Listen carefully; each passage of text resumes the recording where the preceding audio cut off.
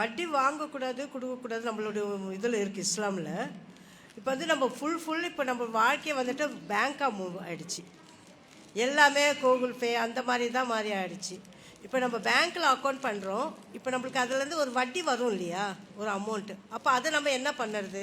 சகோதரி என்ன கேட்குறாங்கன்னா, வட்டி வாங்கக்கூடாது, வட்டி கொடுக்கக்கூடாது, அதற்காக சாட்சியாக இருக்கக்கூடாது என்பதெல்லாம் நமக்கு தெரிந்தது தான். இப்போ முழுக்க வாழ்க்கை என்பது வட்டியோடு சார்ந்திருக்கிற ஒரு வங்கி கணக்கின் மூலமாகத்தான் கடந்து செல்ல வேண்டிய நிர்பந்தம் ஏற்படுகிறது. வங்கியிலே வருகிற வட்டியை என்ன செய்வது அப்படின்னு கேட்குறாங்க. பொதுவாக வங்கி இதில் அக்கௌண்ட் ஓப்பன் செய்வது சில முக்கியமான நிகழ்வுகளுக்கு இது தேவைத்தான் படுகிறது. படிக்கிற பள்ளிக்கூட மாணவ மாணவிகளில் இருந்து வியாபாரம் செய்கிற அல்லது ஒரு அரசு நலத்திட்டத்தை உதவியை பெறுகிற சலுகையை பெறுகிறவர்களுக்கு கூட இந்த வங்கி கணக்கு என்பது அவசியமாகிவிட்டது. பொதுவாக ஒரு அக்கவுண்ட் ஓபன் செய்வது மார்க் அடிப்படையில் தவறான ஒன்று கிடையாது. ஒரு வங்கியிலே ஒரு அக்கவுண்டை ஓபன் செய்வதோ, இந்த வங்கியிலே சென்று நம்முடைய பணத்தை சேமிப்பதோ, அது மார்க் அடிப்படையில் தவறு என்றெல்லாம் சொல்லிவிட முடியாது. பிரச்சனை என்ன வருகிறது? அங்கு கொடுக்கப்படுகிற வட்டியில் நாம் பங்கெடுப்பவராய் அதை அனுபவிப்பவராய் மாறுகிற பொழுது அது ஹராம் என்கிற நிலைக்கு செல்லுகிற. எவன் வட்டியை வாங்குகிறானோ, வட்டியை எவன் உண்ணுகிறானோ, அவன் இறைவனோடு போர் செய்ததற்கு சமம். தர்காவுக்கு போய் தாயத்து தகடு கற்றவருக்கு கூட இந்த வார்த்தையை அல்லாஹ் பயன்படுத்தல. அல்லாஹ்வுக்கு நிகரா சிலை வணக்கத்தில் ஈடுபடுபவர்களுக்கு கூட இந்த வார்த்தையை அல்லாஹ் பயன்படுத்தல. ஆனா வட்டி வாங்கினா, வட்டியை கொடுத்தா அல்லாஹ்வோடு அவன் தூதரோடு போர் செய்ததற்கு சமம். அல்லாஹ்வோடலாம் போர் செய்ய முடியுமா? நீ வட்டி வாங்கினா அதுதான்டா அப்படின்னு அல்லாஹ் ரொம்ப கடுமையா எச்சரிக்கிறான். அதே போன்று அல்லாஹுவின் தூதர் சொன்னார்கள், யார் வட்டி வாங்குகிறாரோ, வட்டியை கொடுக்கிறாரோ, அதற்கு எழுதுகிறாரோ, அதற்கு ஆதரவாய் சாட்சியாயா இருக்கிறாரோ, இவர்கள் அனைவரும் பாவத்தில் சமமானவர்கள். எல்லாருமே சவாவும் பைனகும், இவங்க எல்லாருமே பாவத்தில் ஈக்குவல் தான். நான் வட்டி வாங்கலையே, கொடுக்கதான செஞ்சேன். நீயும் பாவத்தில் சமமானவன் தான். நான் வாங்கவும் இல்லை, கொடுக்கவும் இல்லை, எழுததானே செஞ்சேன். நீயும் பாவத்தில் சமமானவன் தான். நான் வாங்கவும் இல்லை, கொடுக்கவும் இல்லை, எழுதவும் இல்லை, கூட தானே நின்னேன், சாட்சியா தானே ஏதாவது கையெழுத்து தானே போட்டேன். நீயும் பாவத்தில் சமமானவன் தான் என்று அல்லாஹுவின் தூதர் சொல்வதை பார்க்கிறோம். பேங்க்ல அக்கவுண்ட் ஓபன் செய்கிறோம், வட்டி பணம் வரத்தான் செய்கிறது. ஒரு 10,000 ரூபாய் நீங்கள் போடுகிற பொழுது அதை எடுக்காத நிலையில வட்டி வரும். இதற்கு 2 வழி இருக்கிறது. ஒன்று, வங்கியிலேயே அதற்கான ஆப்ஷன் வைத்திருக்கிறார்கள். முதலாவது, நாம் அறிந்தவரை சில வங்கிகள்ல சேவிங்ஸ் அக்கவுண்ட், கரண்ட் அக்கவுண்ட் என்று 2 அக்கவுண்டுகள் இருக்கிறது. வியாபார தளத்தில் உள்ளவர்கள், ஜிஎஸ்டி என்கிற நிலைக்கு தள்ளப்படுபவர்கள் எல்லாம் தன்னுடைய வியாபாரத்திற்காக கரண்ட் அக்கவுண்ட் ஓபன் பண்ணுவாங்க. அது ஓபன் பண்ற பணத்தொகை அதிகம். உதாரணத்திற்கு சேவிங்ஸ் அக்கவுண்ட் 1000 ரூபாய் இருந்தா ஓபன் பண்ணிடலாம். ஒரு கரண்ட் அக்கவுண்டா இருந்தா ஒரு 5000 ரூபாய் இருக்கணும்.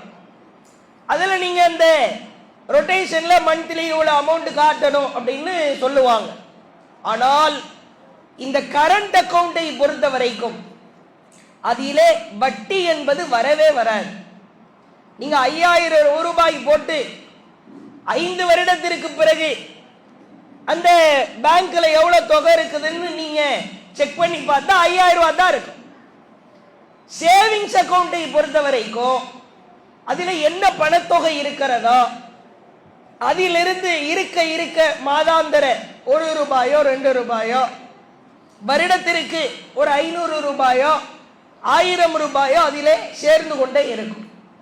கூடுமான வரைக்கும் அக்கவுண்ட் ஓபன் செய்பவர்கள் வேற வழி இல்லை. இஸ்லாமிய நாட்டில் நம்ம வாழல, எல்லாம் கலந்திருக்கிற ஹராம் கலந்திருக்கிற நாட்டில் தான் வாழுகிறோம். இஸ்லாத்தை கடைபிடிக்கணும், சொர்க்கத்துக்கும் போகணும். அப்ப சில சிரமங்களை அனுபவிக்கத்தான் வேண்டும். அக்கவுண்ட் ஓபன் செய்கிற பொழுது கூடுதல் கவனம் எடுத்து அதை நாம் ஓபன் செய்ய வேண்டும். அது அல்லாம சில பேங்க்ல ஆப்ஷன் அதற்கான வாய்ப்பு வைத்திருக்கிறார்கள். நீங்க எழுதி கொடுத்துடலாம், எனக்கு என்னுடைய அக்கவுண்ட் இருக்கு, வங்கி பணத்திற்கு நான் எவ்வளவு தொகை போட்டேனோ எடுக்கிறேனோ அதை தாண்டி ₹1 கூட அதிகமாய் வரக்கூடாது, வட்டி எனக்கு வேண்டாம் என்று ஒரு அப்பாலஜி கடிதம் ஒன்று எழுதி அந்த மேனேஜர்கிட்ட ஃபாலோ பண்ணி கரெக்டா கொடுத்துட்டீங்கன்னா அவர்கள் உங்கள் அக்கவுண்டிற்கு வட்டி பணத்தை செலுத்த மாட்டார்கள். அப்படிப்பட்ட ஒரு ஆப்ஷனும் இருக்கிறது. அது அல்லாம இன்னொரு ஆப்ஷன் சில வங்கிகளில் இருக்கிறது. வட்டி தொடர்பாக வட்டியே வேண்டாம் என்று சொல்பவர்களுக்கு தனி ஒரு அக்கவுண்ட் ஓபன் செய்வதற்கான வாய்ப்பை வைத்திருக்கிறார்கள். அது கரண்ட் அக்கவுண்ட் கூட கிடையாது, சேவிங்ஸ் அக்கவுண்ட்டுக்கு ஈக்குவலா இன்னொரு அக்கவுண்ட்டை வச்சிருக்கிறாங்க. அது மாதிரி நாம் செய்து கொள்ளலாம். எக்காரணம் கொண்டும் நாம் அந்த வட்டி பணத்தை எடுத்து காபிருக்கு நான் தர்மம் பண்ணிடுறேன் அல்லது டாய்லெட் கட்டி விட போறேன். சில பேர் இந்த வட்டி பணத்தை எடுத்து நான் டாய்லெட் மலைஜல கழிக்கிற இடம் கட்டி விட்டுறேன் அல்லது யாருக்காவது சாப்பாடு வாங்கி கொடுத்துறேன். இதை செய்யவே கூட அல்லாஹ்வின் தூதர் சொன்னார்கள், உங்களுக்கு பயன்படுத்துவதற்கு எது ஹராமோ, பயன்படுத்துவதற்கு உங்களுக்கு எது ஹராமோ அதை பிறருக்கு தர்மம் செய்வதற்கும் ஹராம். மது எனக்கு பயன்படுத்துறதுக்கு ஹராம், நான் மதுவை வாங்கி பிறருக்கு தர்மம் செய்யக்கூட. சேம் அதே ஃபார்முலா தான். எனக்கு பயன்படுத்துறதுக்கு எது ஹராமோ அதை தர்மம் செய்யறது ஹராம். வட்டி பணம் நான் பயன்படுத்துறதுக்கு ஹராம் தானே, அது மற்றவங்களுக்கு சாப்பாடு வாங்கி கொடுத்தாலோ டாய்லெட் கட்டி விட்டாலோ அல்லது முதியோர் இல்லத்துக்கு சிறுவர் இல்லத்துக்கு அனாதைகளுக்கு அதை தர்மம் செய்ய போகிறேன் என்று சொன்னாலும் அது ஹராம்.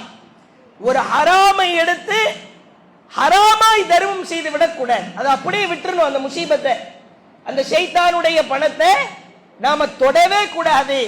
இதையெல்லாம் கவனத்திலே வைத்து நீங்கள் வங்கியிலே பணத்தை செலுத்த வேண்டும். கூடுமான வரைக்கும் நிறைய பேருக்கு இந்த விழிப்புணர்வு இல்லை. எவ்வளவோ வாய்ப்புகள் வந்து விட்டது, எவ்வளவு பணம் நமக்கு பேங்க்ல இருக்குதுன்னு தெரியணும், மறந்து போச்சு. என்ன பண்ணலாம், ஒரு வருட ஸ்டேட்மெண்ட் கேட்டீங்கன்னா அழகா கொடுத்துருவானே. நான் போட்ட பணம் எவ்வளவு, எனக்கு எவ்வளவு பணம் வட்டி போட்டிருக்காரா, அப்ப நான் போட்ட பணத்தை மட்டும் எடுத்தால் போதுமானது. இதெல்லாம் சிரமப்படணுமா? ஆமா, சிரமப்பட்டு தான் ஆகணும்.